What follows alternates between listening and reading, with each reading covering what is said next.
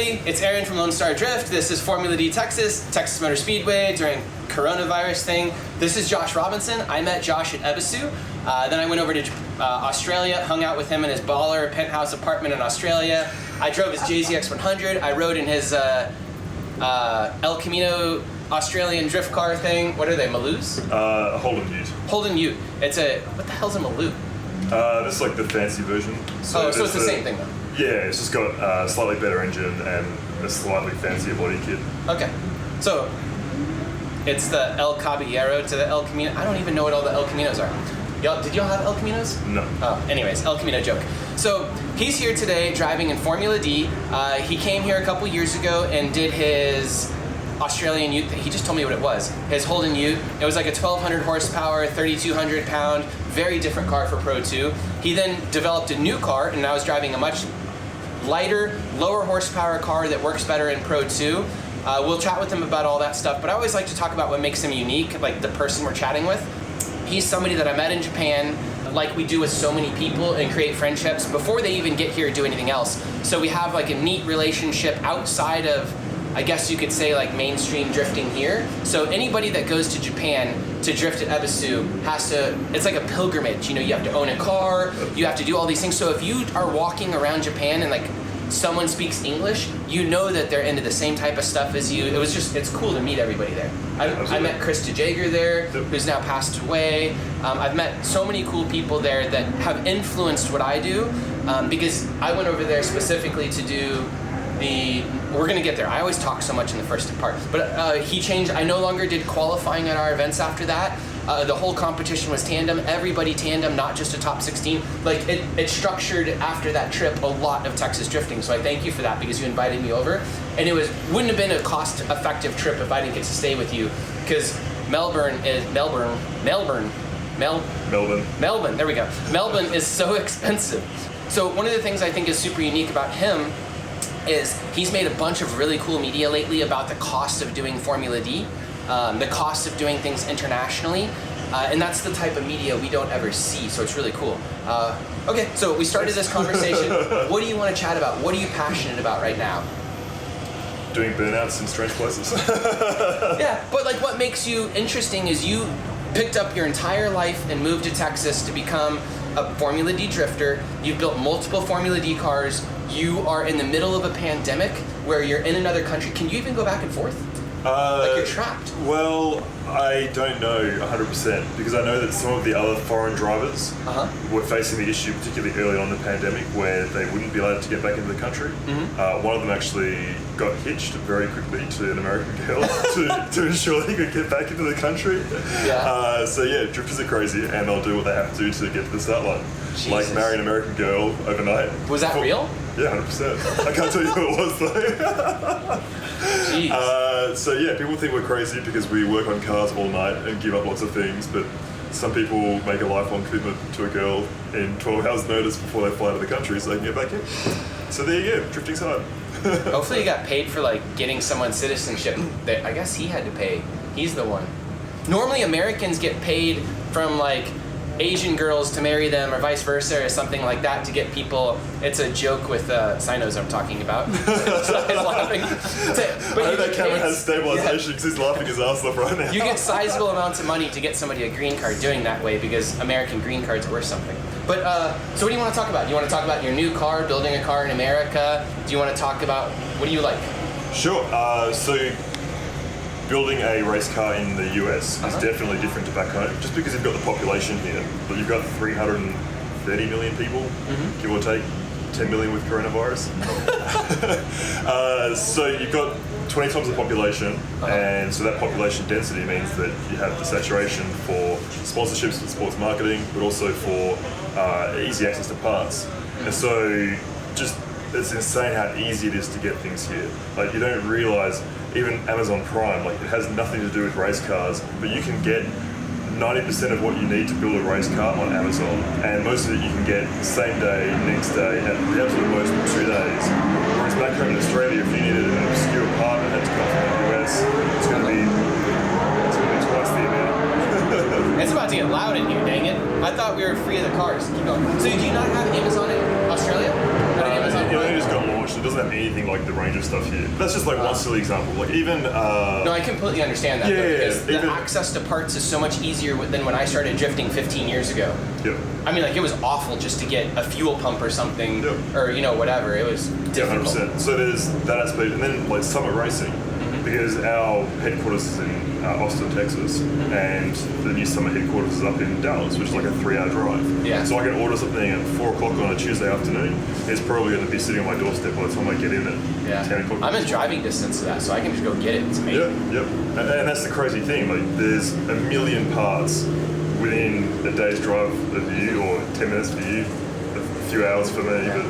But so free shipping on stuff over $100, which is like anything to do with a drift car these days. You'd be lucky to get a part like with not spending $100. Yeah, that's what I mean. Yeah. So like anything you could possibly imagine for a drift car, and it's there the next day. Yeah. Which is just absurd. And so doing that in the US is so much easier. And because there's such a like sports marketing is a big thing here as well, it makes that easier. But obviously you pay a very high price for that convenience because I come from 20,000 miles away. So it's like at the moment I was with my family for 2 years because Yeah. coronavirus. And so if I was to try and get back home at the moment, I'd have to pay $3,000, sit in a hotel room for 2 weeks, if I could get a flight to the country. And like if I get a month off, and that's when I usually go home, is December, January. So I would get 2 weeks in a hotel room, 2 weeks to see my family, and then back to the US. Yeah. If I could get a flight, because that national carrier has cancelled all international flights for a year and a half. So like, that's our equivalent of American Airlines. Yeah. And so I can't get home at the moment unless I go a very convoluted route, which would probably be $10,000 or $15,000 to get there, then $3,000 for quarantine, and then I get to see my family for 14 days. That's crazy. So yeah, That's I'm not commitment. going home this year. That's crazy. Yeah. So that's one big difference between Australia and America is shipping, sports marketing stuff. Are there any other like differences? Like, do the Australians just have a totally different mindset with drifting, or is it super similar to America? Because I kind of feel like everybody is fairly similar around the world. As you love cars, you like ruining your life, you like spending all your money, and then whatever the local deals are, such as you build a car if you don't have garage space, or you build a crazier car if you have tons of fabrication stuff in your NASCAR country. Like your area means what your car is going to end up looking like or is built like. Oh, it's so loud. Yeah, go ahead. Yeah, definitely. Like you can see the driving styles, like the way that the Japanese drive versus the way that the Americans drive, and things like that. So definitely, like people are the some root of their surroundings in the way that they grow up in the culture and the way that they build cars. Like if you go to Thailand, they're all 2Js, they're all Sephiros because that's what they've got. If you go to Japan, like it's very rare to see a V8, whereas like in the US, you kind of have the luxury of both, so it can go either way. But it's probably an LS or a 2J 98.5% of the time. But like for Australia, is everybody like some bogan, like crazy person, or is it a very acceptable type of racing? It's definitely a mixed bag. Like Mixed bag? Yeah, 100%. Like you get blue collar guys that just want to go and do skids with their mates and have fun, and you have white collar guys that want to do the same thing. At the end of the day, like it's people enjoy the pastime, and you do get a diverse range of guys for sure. I've always heard that the average wage in Australia is far greater than America. Like your minimum wage is at least double what ours is, isn't it? Isn't it like $15 an hour or something? And I know your currency's different. But Yeah, the currency's different, and it is higher in Australia. But again, like a guy here driving trucks can make $100 grand a year, and a guy in Australia driving trucks can probably make $100 grand a year. Okay, so it's not a higher wage in Australia typically? It is a higher minimum wage, but there's probably not too many guys in drifting that are making $8 an hour in America or $15 an hour in Australia. Like most guys are probably doing something interesting with their lives to earn a crust that they can go and afford $60 a tire and things like that. I don't know. I feel like a lot of our people that drive at Lone Star Drift events don't make crazy amounts of money. Some of them do, but I think a lot of the guys like work at O'Reilly's and have pretty typical jobs. My whole questioning thing was I was going to ask if there's no sports sponsorships opportunities in Australia, is the higher wages worthwhile just to deal with having a great job? Because I know you had a real job and you made real money, and you probably make way less now doing sports sponsorship stuff. Would it have been better just to continue having a high-level income and a job and doing your racing, as opposed to coming to America and doing sports, like sponsor bucks? Here's a sponsor buck. Like, have some tools, kid. Cut. Give some tissues. No, so it's a funny one, right? And I was talking about this with a guy the other day because, like, we earn less, but we get the parts given to us. Whereas you can have a 40-hour-a-week job and earn the money and pay for the parts. So if you have a real job, you probably earn more, but then spend the money on the parts. Whereas we earn less, but get the parts for free. Yeah. So in a lot of ways, it's just two ways of ending up in the same situation. Let's say you have a job where you're earning like several $100,000 a year plus. I think it's two ways to get to the same net result of the other half. Which do you think is better? It's different because if you accept parts from someone, then you really have to be able to be in a situation where you know that you're going to be able to show a return on that investment. And when you go and enjoy those things, that's then your work. So like when I had a real job and I played with drift cars, like I would just go and do it and have fun and not think about it. And like I didn't have to create content. I didn't have to like show people a return on their investment because it was just my play money and it didn't matter. Whereas now, like someone will give you something like, I don't know, a clutch for example. And so now you have to like create content for them and present a business case for them giving you those parts and then show them a measurable return on that investment. Because otherwise, you're stolen. Yeah. Really. Cy met me when I was in real estate. I used to make a lot more money than I did now. I was stressed out and I was unhappy, but I like placated myself by buying myself a new car every 60 days. I'd buy myself a new Evo or, you know, like an M5 or whatever. I was making enough money. Aaron, what's changed? You still do that now. I was literally thinking that.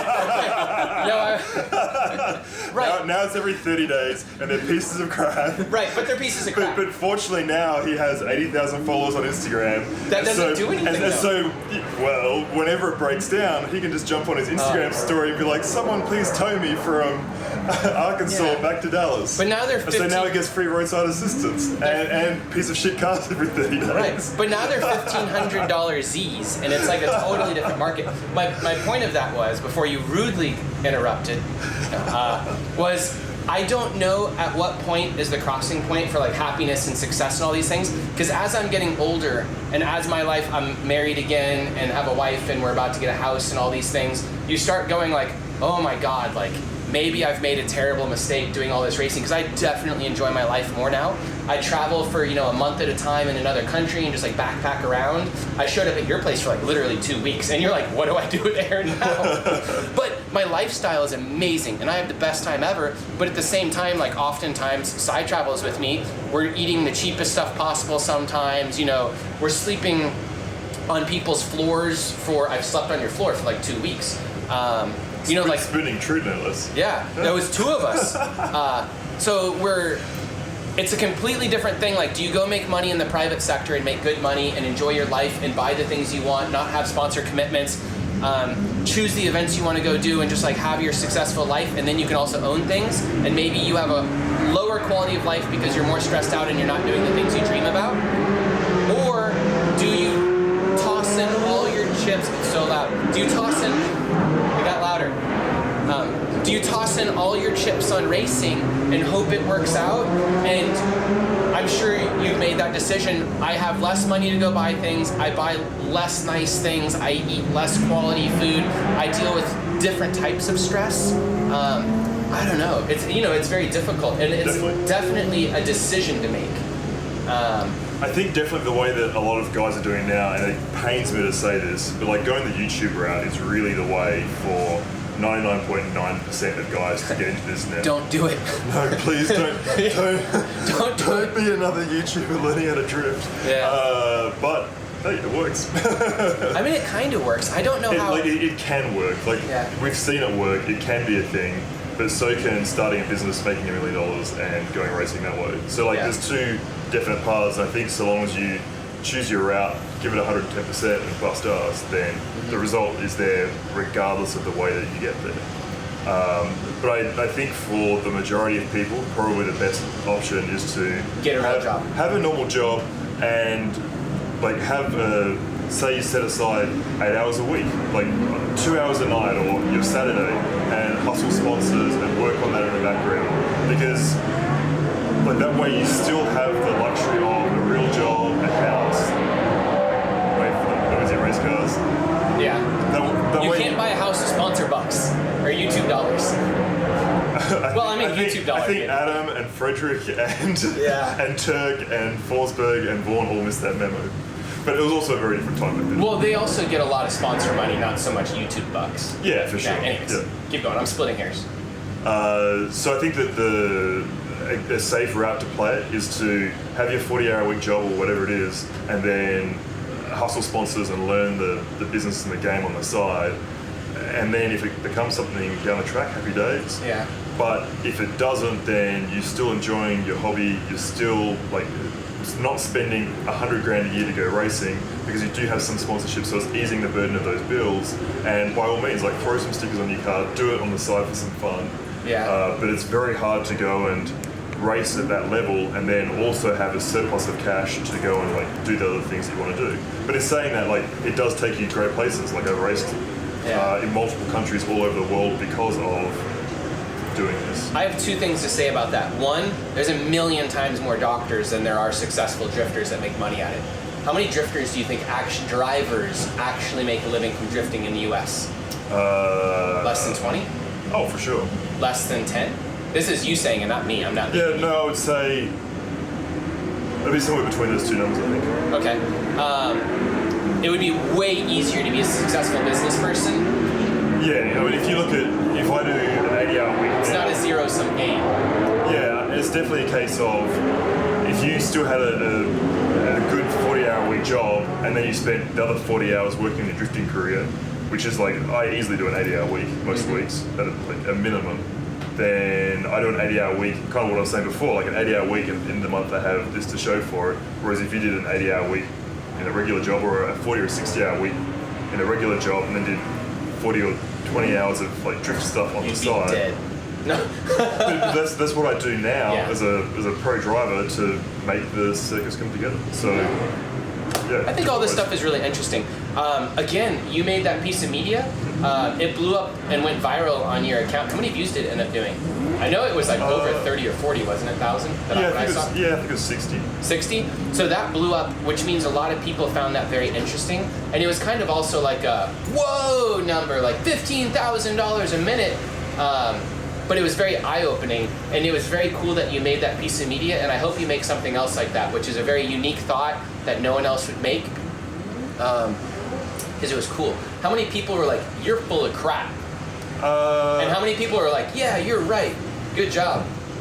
The majority, probably like north of 90%, were like, yeah, you're right. Yeah. It's funny to see the guys that are like, I did this for $14,000, like, you're a liar. I'm like, well, show me your budget, and like, Yeah. I've shown you mine, but this is, you can't escape those costs. They're like, well, I don't include the trailer, the truck, the driving to and from events, yeah, the tire. 100%. Like, I have to pay my rent anyway. I have to pay my registration anyway. I have to like have my trailer anyway. You're like, my hotel bill with a crew of like 6 people, which is what you need to run the event probably, Yep. is probably $14,000 per year just for the hotel No, it's not bill. that. No, it's not that bad. Like You don't think so? No, like the Airbnbs. This weekend, I snagged a deal on. It was like $800. Okay. But the one at St. Louis was like $40. And that included all your traveling hotels, like well, you're from here, so that's not too bad. Yeah, we just drove up. It was a 3-hour drive. But take Seattle, for example. It was a more expensive hotel. It was an Airbnb, but it was like $1,400-$1,500. Yeah. And it was there's 8 events that you probably need to go to, plus SEMA. So that's got to be close to $14,000 if you take that many weekends and multiply it. It is $14,000. Yeah, I thought you were talking about a Pro 2 calendar, not Pro 1. Oh, you're right. I keep But forgetting also, about Pro like, 2. for things like... I was going 7 events plus a Yeah. demo or 2 plus SEMA, and that doesn't count any of like when you come to my events or when you go and do stupid drift cars. Get off track. The other thing is though that for events like SEMA, I'll get given free accommodation from sponsors, and Oh. for like certain events, then the corporates pick up the tab and things like that. So That's nice. it's not always a case of like you're writing the check, or sometimes I'll get paid for transporting my car or doing an appearance at SEMA. And so like, yes, I'll be writing that check, but someone else is putting that into my budget for me to go there because Yeah. like, I gotta pay rent, so like I gotta get paid for doing it. It's as simple as that. Yeah. Is there anything else you want to talk about before we end? I just like chatting about unique things and interesting things. As cars go around very angrily. Oh, I have something to talk about. Unless, do you have something else? No. Okay. You're one of the few people that went down in horsepower. You went from like 1200 or something? No, we ran a ute at about 800, 750 Oh, I wheel. thought you told me 1200. You were lying. No, originally it was making over 1,000 wheel, Oh, okay. and we immediately took 200 out of it after Formula Drift changed the tyre rule. Okay. So, the issues with the ute was it's a big heavy chassis, and Formula Drift changed the tyre rule when it was on the boat on the way over here. So, what do you do? Yeah. And the problem was like the money being spent, so Yeah. I couldn't just pull a rabbit out of a hat and quickly build another chassis 20,000 miles from home. So we had to campaign. His problem was he had to run a 3,200 pound car on a 255 width tire, and there was no getting around that. 3,200? Was it more? 3,400? Lol. How much was it? You got a 220-pound driver in there to start with. Oh my god. You put fielding in there for you. So just that chassis to start with is north of 4,000 pounds. And we took over 1,000 pounds out of it, but then we had to add back cage, driver, small things. So how like much that. was it? Like 3,600? Holy cow. Yeah. So you're literally 800 pounds more than the other cars on grid with the same size tire. It wasn't quite that bad, but it wasn't far off, yeah. Okay. So you took off the supercharger, you went to a different V8 in this car. This car's lighter, has less torque and less power, but does have nitrous in the progressive shock, so you can like shape the power band as you want. How much does this car make? It made 700 wheel NA, and then it has 150 shot of nitrous. So Okay. it depends So it on the makes track. more. Well, Like, but it's different, different, less torque. And also we can run it with nitrous, no nitrous. So at St. Louis we didn't run nitrous because it's not a very fast track. Here we are, and at Seattle it was a mixture of the two. And this car is way more competitive? Yep. Yeah, and you like it? Yep. And it hasn't had huge teething problems or anything? Just the usual things, like it's racing, man. If you look at like Ford goes and releases a new F-Truck, they've spent $1 billion in development and they have 100,000 of them there, and like the best engineers, and they still have things. Like there's no way that you and your mates building a race car as good as you are. They're going to like tick every box on its first outing. And we always knew like the first two events were going to have those teething issues, and they did, but we knew that was going to be the case. So yeah, we got What were those teething issues? at St. Louis, it was suspension setup was the big one, and also having an issue with the brakes. And then at Seattle, it was a conflict with the way that the tune had been set up. So yeah, it is what it is. Okay. Cool. All right. Anything else you want to talk about? Anything else you find interesting? Anything like you're passionate about right now? I really want to go wheeling with you guys. I think that'd be a blast. Oh. Outside of doing burnouts. Yeah. Sai has been off-roading with me before. One thing is I have been off-roading for more than 20 years. I've got like a Humvee on 40s and multiple Jeeps, like rock crawler Jeeps and all kinds of stuff, and I've had like a dozen Land Cruisers. He's just And getting he's bought into them it. every 60 days for the last 20 years, kids. Yeah. One of the reasons I can do that, by the way, is I sell them for what I get them for. So like it's just a wash. You just continually like it's a hobby of washing in and out of cars. So it's not that baller. At what point is it not just a wash and you have an issue? That's my problem. So the Land Cruisers, I made money on like every Land Cruiser I had because they were appreciating, and I was getting them from different places. It was like a game. I'd get them for $3,000, and you'd sell them for $5,000. You'd play with them for a year, and you wouldn't have to do any maintenance to those things because they're so reliable. And so I went on trips. Like I would buy them in Colorado. We'd fly up there for $70. Like go have adventures, come back, and then you'd sell them for more and kind of wash out the whole adventure. And it was really, really fun. Where it goes bad is I just bought a Jeep, and it was a rock crawler, and it was a disaster. And I lost more on that thing than I ever had in a car, like $6,000. But normally I'm really good at it.